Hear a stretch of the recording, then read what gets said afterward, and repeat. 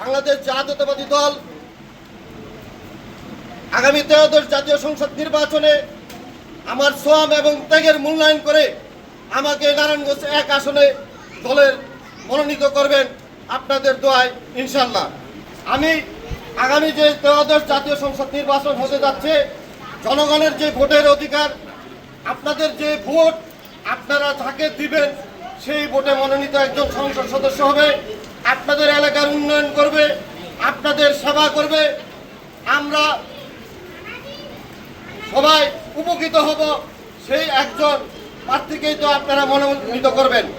আমি আপনাদের গ্রামের সন্তান, আমি যদি যোগ্য হই তাহলে আপনারা আমাকে সমর্থন দিয়ে আমার সাথে অতীতের ভুল ত্রুটি শুধরে নিয়ে আমার সাথে আপনারা সহযোগিতা করবেন। দীর্ঘ এই 16 বছর 17 বছর আমি অনেক অত্যাচার নির্যাতন শিকার হয়েছি। আমার ঘরের দরজা পর্যন্ত ভেঙে আমাকে গ্রেফতার করে নেওয়া হয়েছিল, আমাকে গুম করার চেষ্টা করা হয়েছিল। ভিডিও ধারণের কারণে গুম করতে পারে নাই আমাকে।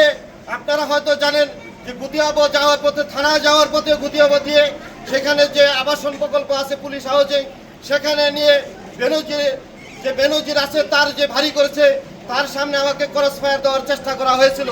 আল্লাহর রহমত এবং আপনাদের দোয়ায় আমি আজকে বেঁচে আছি, আপনাদের সামনে কথা বলতে পারতেছি।